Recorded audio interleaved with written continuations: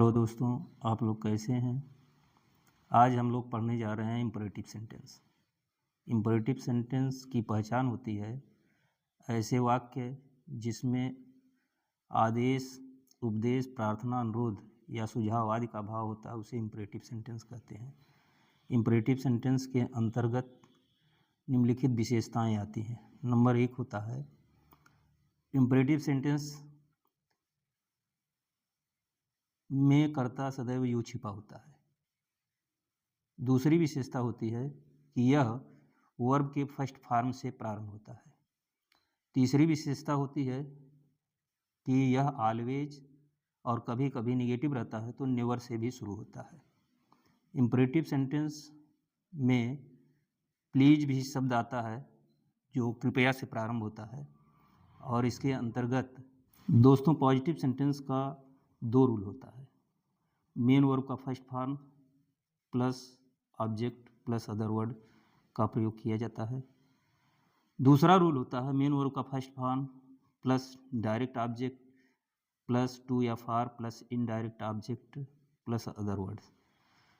अगर हम डायरेक्ट और इनडायरेक्ट 2 ऑब्जेक्ट आते हैं, डायरेक्ट ऑब्जेक्ट को पहले रखते हैं तो इनडायरेक्ट से पहले टू या फार का प्रयोग करते हैं।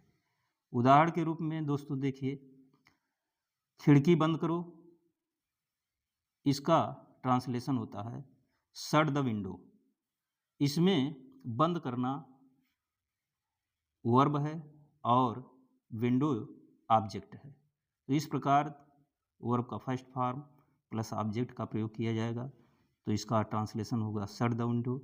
दूसरा सेंटेंस है मेरे साथ आओ, इसी प्रकार इसका ट्रांसलेशन होगा कम विथ मी।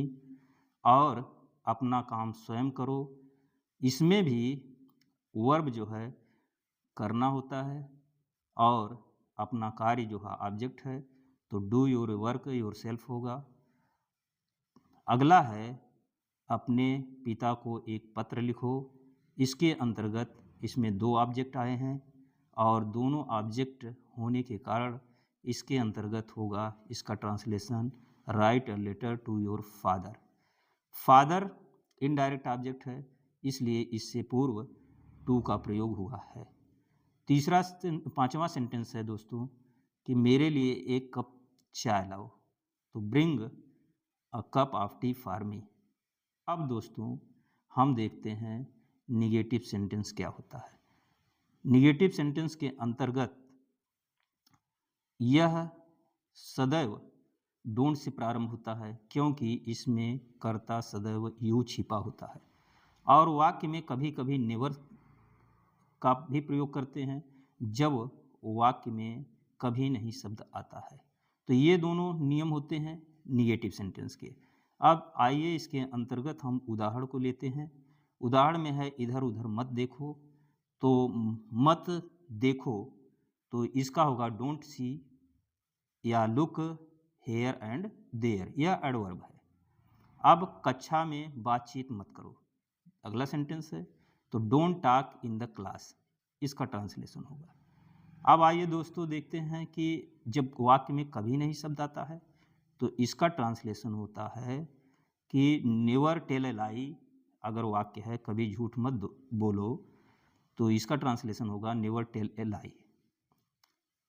आगे देखते हैं, जब वाक्य में आओ या आओ हम सभी शब्द आते हैं तो इसका रूल होता है हम इसको लेटर्स से प्रारंभ करते हैं और लेटर्स प्लस वर्ब का first form plus object plus other word का प्रयोग किया जाता है।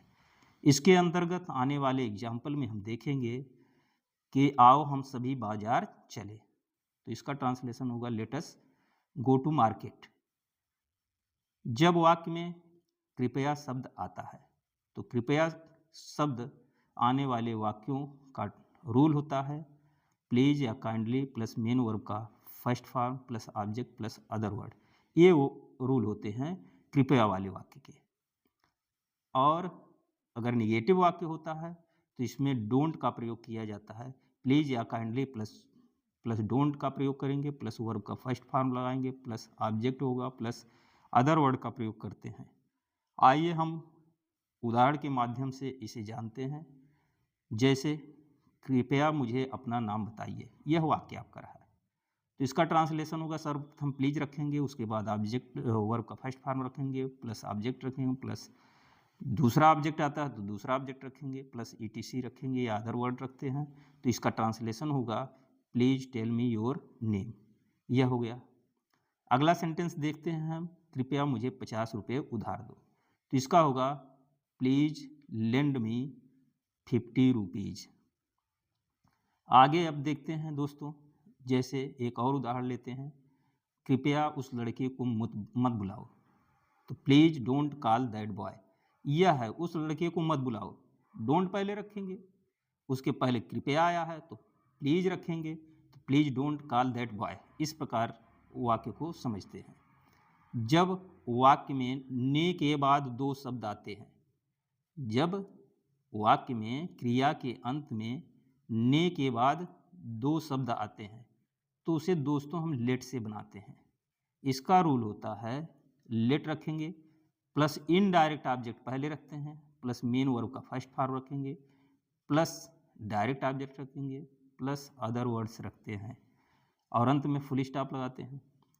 जैसे उदाहरण में लेते हैं कि उसे घर जाने दो, तो इसका ट्रांसलेशन होगा सबसे पहले लेट रखेंगे, उसके बाद इनडायरेक्ट ऑब्जेक्ट रखेंगे, फिर वर्ब का फर्स्ट फॉर्म रखेंगे, फिर डायरेक्ट ऑब्जेक्ट रखेंगे, अदर वर्ड्स रखते हैं। लेकिन इसमें डायरेक्ट ऑब्जेक्ट नहीं आया तो इसका ट्रांसलेशन होगा let him go to house, उसे जाने दो का ट्रांसलेशन होगा let him go to house. अगला सेंटेंस है मुझे यह कहानी पढ़ने दो, तो let me read this story, यह हो गया।